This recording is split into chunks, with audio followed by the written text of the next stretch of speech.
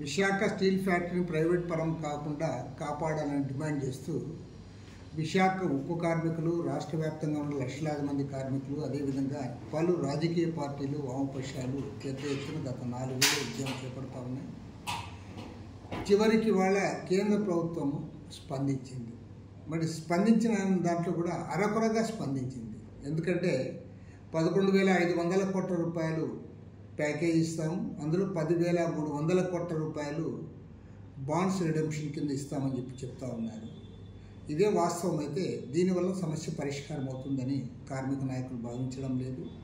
ఎందుకంటే Visakha steel plant ప్రైవేటీకరణ కాకుండా ఉండాలంటే ఖచ్చితంగా దాని క్యాప్టివ్ మైన్స్ ఏర్పాటు చేయాలి. అదేవిధంగా దాన్ని సెయిల్ ఆధ్వర్యంలో విలీనం చేయాలని చెప్పి కూడా ముందు నుంచి కూడా కార్మిక నాయకులు డిమాండ్ చేస్తారు. అదేవిధంగా అక్కడ ఉన్న ఆఫీసర్స్ అసోసియేషన్ కూడా అదే అంశాన్ని పలుమార్లు ప్రస్తావించడం జరిగింది.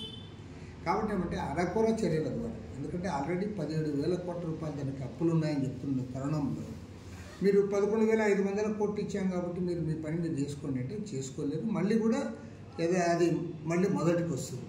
కాబట్టి ఏమంటే కేంద్ర ప్రభుత్వం దీన్ని కాపాడడానికి ఖచ్చితంగా క్యాప్టివ్ మైన్స్ ఏర్పాటు చేసి సెయిల్ ఆధ్వర్యంలో విలీనం చేస్తే తప్పకుండా 10 కాలాల పాటు విశాఖపట్నం స్టీల్ ఫ్యాక్టరీ ముందుకు పోతుంది.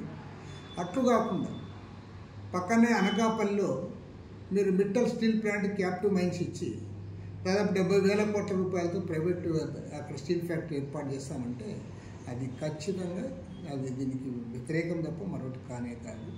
ఖచ్చితంగా కేంద్ర ప్రభుత్వం వన్స్ ఫర్ ఆల్ శాశ్వతంగా ఈ సమస్య పరిష్కారం చేయడానికి విశాఖ స్టీల్ ప్లాంట్కి క్యాప్టివ్ మైన్స్ ఏర్పాటు చేసి సెయిల్ ఆధ్వర్యంలో విలీనం చేయాలని చెప్పి ఏదైతే కార్మిక నాయకులు డిమాండ్ చేస్తూ ఉన్నారో ఆ డిమాండ్స్ నెరవేర్చాలని చెప్పి సిపిఐ తరఫున డిమాండ్ చేస్తున్నారు. విశాఖ స్టీల్ ఫ్యాక్టరీని ప్రైవేట్ పరం కాకుండా కాపాడాలని డిమాండ్ చేస్తూ విశాఖ ఉక్కు కార్మికులు, రాష్ట్ర వ్యాప్తంగా ఉన్న లక్షలాది మంది కార్మికులు, అదేవిధంగా పలు రాజకీయ పార్టీలు, వామపక్షాలు పెద్ద ఎత్తున గత 4 ఏళ్ళు ఉద్యమం చేపడతా ఉన్నాయి. చివరికి వాళ్ళ కేంద్ర ప్రభుత్వం స్పందించింది. మరి స్పందించిన దాంట్లో కూడా అరకొరగా స్పందించింది. ఎందుకంటే 11,500 కోట్ల రూపాయలు ప్యాకేజ్ ఇస్తాము, అందులో 10,300 కోట్ల రూపాయలు బాండ్స్ రిడెంప్షన్ కింద ఇస్తామని చెప్తా ఉన్నారు. ఇదే వాస్తవం అయితే దీనివల్ల సమస్య పరిష్కారం అవుతుందని కార్మిక నాయకులు భావించడం లేదు. ఎందుకంటే విశాఖ స్టీల్ ప్లాంట్ ప్రైవేటీకరణ కాకుండా ఉండాలంటే ఖచ్చితంగా దాని క్యాప్టివ్ మైన్స్ ఏర్పాటు చేయాలి. అదేవిధంగా దాన్ని సెయిల్ ఆధ్వర్యంలో విలీనం చేయాలని చెప్పి కూడా ముందు నుంచి కూడా కార్మిక నాయకులు డిమాండ్ చేస్తారు. అదేవిధంగా అక్కడ ఉన్న ఆఫీసర్స్ అసోసియేషన్ కూడా అదే అంశాన్ని పలుమార్లు ప్రస్తావించడం జరిగింది. కాబట్టి ఏమంటే అరకొర చర్యల ద్వారా, ఎందుకంటే ఆల్రెడీ 17,000 కోట్ల రూపాయలు దానికి అప్పులు ఉన్నాయని చెప్తున్న తరుణంలో మీరు 11,500 కోట్లు ఇచ్చాం కాబట్టి మీరు మీ పని మీరు చేసుకోండి అంటే చేసుకోలేదు. మళ్ళీ కూడా అది మళ్ళీ మొదటికి వస్తుంది. కాబట్టి ఏమంటే కేంద్ర ప్రభుత్వం దీన్ని కాపాడడానికి ఖచ్చితంగా క్యాప్టివ్ మైన్స్ ఏర్పాటు చేసి సెయిల్ ఆధ్వర్యంలో విలీనం చేస్తే తప్పకుండా 10 కాలాల పాటు విశాఖపట్నం స్టీల్ ఫ్యాక్టరీ ముందుకు పోతుంది.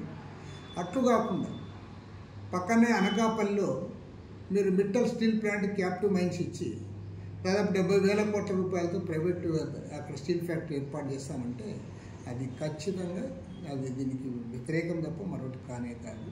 ఖచ్చితంగా కేంద్ర ప్రభుత్వం వన్స్ ఫర్ ఆల్ శాశ్వతంగా ఈ సమస్య పరిష్కారం చేయడానికి విశాఖ స్టీల్ ప్లాంట్కి క్యాప్టివ్ మైన్స్ ఏర్పాటు చేసి సెయిల్ ఆధ్వర్యంలో విలీనం చేయాలని చెప్పి ఏదైతే కార్మిక నాయకులు డిమాండ్ చేస్తూ ఉన్నారో ఆ డిమాండ్స్ నెరవేర్చాలని చెప్పి సిపిఐ తరఫున